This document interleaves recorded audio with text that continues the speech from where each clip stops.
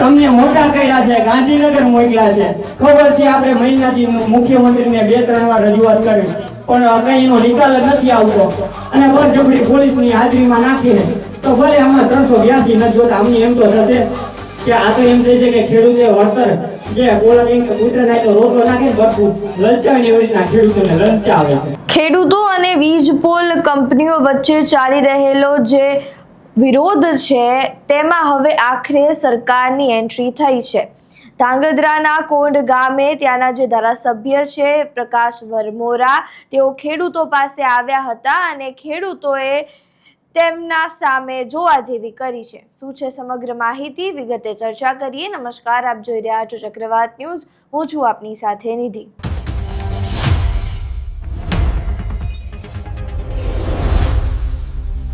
ખેડૂતો અને વીજ કંપનીઓ વચ્ચે છેલ્લા ઘણા સમયથી વિરોધ ચાલી રહ્યો છે અને આ વિરોધમાં ખેડૂતો દ્વારા રેલી પણ કરવામાં આવી, ઉપવાસ આંદોલન પણ ચાલી રહ્યું છે।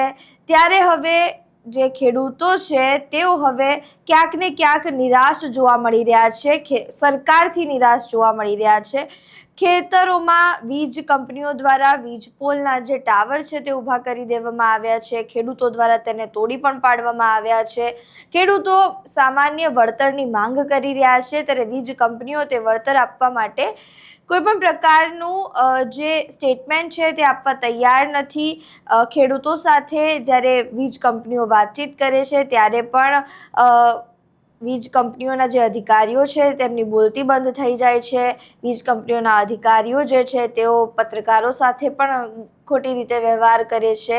ત્યારે હવે આ સમગ્ર બાબતે હવે જે ત્યાંના ધારાસભ્ય છે ધાંગધ્રાના તેઓ હવે લેમલાઇટમાં આવ્યા છે, કારણ કે ધાંગધ્રાના કોંડ ગામે ધારાસભ્ય એવા પ્રકાશ વરમોરા ખેડૂતો પાસે તેમની જે માંગ છે તે જાણવા માટે પહોંચ્યા હતા, પરંતુ ત્યાં આગળ ખેડૂતોનો ઉગ્ર આક્રોશ ત્યાં આગળ જોવા મળ્યો છે। જે ધારાસભ્ય છે ત્યાં આગળ ચૂપચાપ બેઠેલા આપણને જોવા મળી રહ્યા છે। અહીંયા થોડા વિડીયો સામે આવ્યા છે ખેડૂતો દ્વારા અને જે ખેડૂતો અને જે પ્રકાશ વરમોરા વચ્ચે ચાલી રહેલી વાતચીતના વિડીયો સામે આવ્યા છે। પહેલા અહીંયા એ વિડીયો જુઓ। કોંડ બાબતે આ હાઈ ટેન્શન વાળા અને ખેડૂતોને હેરાન કરે છે। તો ગામનો પ્રશ્ન એવો છે કે જેતપુર તમને પેલા દેખાણું તો સાહેબ તમને કોંડ પેલા કેમ ન દેખાણું? કોંડ તો પછી હતું, જે કોંડ પેલા હતું અને જેતપુર પછી હતું, સમજી ગયા? બીજું વસ્તુ તમે એમ કહો છો કે આપણે મુખ્યમંત્રી સાથે રજૂઆત કરી હતી, મુખ્યમંત્રી યારે રજૂઆત કરી હતી, 1 મહિનો થઈ ગયો, હજી હાઈ ટેન્શન લાઈન બાબતે સરકારનું કોઈ પણ સ્ટેન્ડ નથી અને આપણા કૃષિ મંત્રી એમ કહે છે કે જ્યાં લગીન ખેડૂતોનો પ્રશ્ન નિકાલ નહીં કરવામાં આવે ત્યાં સુધી કોઈ ખેડૂતોને હેરાન કરવામાં નહીં આવે। તો અત્યારે કામ ચાલુ છે, કામ બંધ કરાવો સાહેબ, બધાને રિક્વેસ્ટિંગ કહો કે કામ બંધ કરાવો, જ્યાં લગીન ખેડૂતોનો મુદ્દો સોલ્વ ન આવે ત્યાં લગીન એને પ્રકાશભાઈ કોણ તમારી આરે રહ્યું છે અને ભવિષ્યમાં રહેવાનું છે તો હવે તમારી જવાબદારી આવે છે। જ્યાં લગીન નિર્ણય ન આવે ત્યાં લગીન તમામ કોંડના ખેડૂતો અહીંયા બેઠા છે અને તમે પણ બેસો અને તમારામાં એટલી શક્તિ ન હોય તો તમે સરકારને કહો અત્યારે અમારા ખેડૂત અમારા મતના કારણે અત્યારે અમારી પાસે જવાબ માંગે છે અને તમારી પાસે ન હોય તો તમે અત્યારે રાજીનામું આપો, સમજી ગયા? આપણે મહિનાથી લડીએ છીએ, તમે મહિનાથી રજૂઆત કરી છે, અમે એમ નથી કહેતા તમે રજૂઆત નથી કરી, રજૂઆત ઘણી ઠેકાણે કરી છે, અમને ગાંધીનગરના રોડે ચડાવ્યા, 1 મહિનાથી આશ્વાસન નથી આપ્યું કે આજ વધે કાલ વધે। મીડિયામાં નિવેદન આપે છે તમામ મંત્રી, મુખ્યમંત્રી અને સાંસદ સભ્ય એમ કહે છે કે ખેડૂતોનું વહેલામાં વહેલી તકે નિવારણ આવશે, પણ કેદી આ લાઈન ઊભી થઈ જાય પછી? અને આજ આ સાહેબ હું તમને ધનમઠ ગામનો આ મુદ્દો કહું છું કે ડીસી સાહેબે ઓર્ડર કરેલો 3/7/2025 નો જે પાક નુકસાની છે તે હજુ સુધી એમને 1 પણ રૂપિયો ચૂકવવામાં નથી આવ્યો। તો આપણે મેહુલભાઈ જેમ વાત કરી કે ફાઉન્ડેશન ભરાઈ ગયું, ફાઉન્ડેશન ભરાઈ ગયા પછી 40% રકમ નિયમ પ્રમાણે નાખવી પડે કે ન નાખવી પડે રકમ? અત્યારે કોઈ ખાતામાં કઈ રૂપિયા આવ્યો ફાઉન્ડેશન ભરાઈ ગયું કે નથી ભરાઈ ગયું? લગભગ 15 ફોલમાં ફાઉન્ડેશન ભરાઈ ગયું છે અંદાજિત હોય તો એટલું. એક પણ રૂપિયો નથી આવ્યો.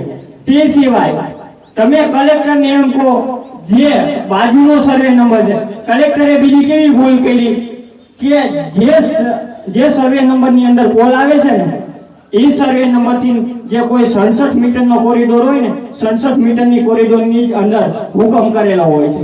કલેક્ટરે શું કીધું, એના આજુબાજુના સર્વે નંબરમાં હાલવાનો રસ્તો કે વાહન જવાની પરવાનગી આપી છે. આ તો કઈ રીતે? મારી વાડીને થાંભલો આપીને બાજુવાળાના રસ્તો કાઢી દેવાનો, એને વળતર નહીં દેવાનું, એને મફત. એ તો વાત ધ્યાને લેવી પડે ને. આ એક રદ કરવું પડે. આખા ગુજરાતની અંદર ક્યાંય આવો કલેક્ટરે હુકમ નથી કર્યો કે આજુબાજુ વાળા સર્વે નંબર વાળાને હાલવા ચાલવાનો રસ્તો દેવાનો. આ ખાલી આપણા સુરેન્દ્રનગર જિલ્લાના જ કલેક્ટરે કરેલું છે. અને તે સિવાય જે તાળીઓ ખેંચે ને, કલેક્ટર કોઈને નોટિસ નથી આપતા અને એમના કંપની વાળા તાળીઓ મારી દે છે. તો એવી કે કલેક્ટર નોટિસ આપે, જે 67 મીટરની કોરિડોરની બહાર કામ થાય છે ને, 67 મીટરની બહાર જે તાળીઓ આવે ને, એને કલેક્ટર નોટિસ આપે અને સાંભળે, અને પછી જે ખેડૂતની સહમતિ હોય ને તો જ એમાં તાળીઓ નાખે, નકર ન નાખે. આ રેના બધા ગામજનોની લાગણી અને માગણી છે. તો તમે, અમારી એવી માગણી છે કે જ્યાં સુધી નિકાલ ન આવે ત્યાં સુધી અમે બેઠા છીએ, તમે બેઠા છો. માટે વોટ આપ્યો કે કઈ પણ ગામ ઉપર આપતા હો, કોઈ પણ પ્રોબ્લેમ થાય તો દેવપાલસિંહ પ્રકાશભાઈ તમને ફોન કરી તમે હાજર ઉભા રહી શકો. પણ જયુભાઈએ તમને ફોન કર્યા હતા, પ્રકાશભાઈ એસપી સાહેબ હતા, સોરી મતલબ ડીએસપી સાહેબ હતા, પુરોહિત સાહેબ, એમને એવું કીધું કે પ્રકાશભાઈને તમે કહો કે એસપી સાહેબને કહી દે એટલે અમે તમને જેટલા બધા પકડ્યા ને બધાને અમે છોડી દઈએ. જયુભાઈ તમને ફોન કર્યા હતા, તમે વાત કરી શક્યા નહીં. વાત કરવાનું કારણ ના એવી વસ્તુ નથી. પણ કહેવાનો મતલબ એ લોકો અમારી જે ઉપર જે કર્યું હતું જુલમ ગુજારી મારે જે વિગમે થાંભલો નથી આવતું, પણ છતાં હું ગામ મારે હતો. ગામ મારે અપ્રમારી વસ્તુ, મારા એક વિગમે થાંભલો હતો તો ગામ મારે હતો. પણ જે બીજા નિર્દોષ હતા ને નાના છોકરા, એમને પોલીસ વાળા કેવી રીતના મારે તમે જોયા છે કદાચ વિડીયો, કેવી રીતના ચાલી મારે. એટલે હું તો એવું કહું કે પ્રકાશભાઈ બધાને ખોટું લાગે ને તો માફ કરજો. જે પીવી ઝાલા જ્યારે જીવતા હતા ને એ વખતમાં ગાડી નથી આવતી, બાકી અત્યારે બધું નકરું પડી ગયું. માફ કરજો, તમને કદાચ ખોટું લાગતું હશે મારા શબ્દ, પણ જ્યારે એ વ્યક્તિ જ્યારે જીવતા હતા ને ત્યારે ગાડી ગામમાં નથી ગઈ. અત્યારે હાવું નકરું પડી ગયું, કારણ કે આવડું મોટું કોંટ અને માથા પર કોંટ કહેવાય, અને કોંટની જો આપણું જાતી હોય ગામમાં કટેલી ગાડીમાં લઈ જતો. એટલે હું તો એમ કહું હાવ બધા હું બધું કેવું હોય તો અમારું કોંટ કહેવાય. બસ તમે જોયું તેમ ખેડૂતો ધારાસભ્ય ઉપર આક્રોશ વ્યક્ત કરી રહ્યા છે, ત્યારે હવે જ્યારે ખેડૂતો છે તે હવે લડી લેવાના મૂડમાં જોવા મળી રહ્યા છે. આગળ સરકાર દ્વારા અને વીજ કંપનીઓ દ્વારા કયા પગલાં લેવામાં આવે છે એ તો જોવું રહ્યું, પરંતુ તમારું આ સમગ્ર મામલે શું માનવું છે, તમારા મંતવ્યો અમને કમેન્ટ બોક્સમાં જરૂરથી જણાવજો. વિડીયો પસંદ આવ્યો હોય તો લાઇક, શેર, કમેન્ટ કરો અને અમારી ચેનલને સબસ્ક્રાઇબ કરવાનું ભૂલતા નહીં. નમસ્કાર.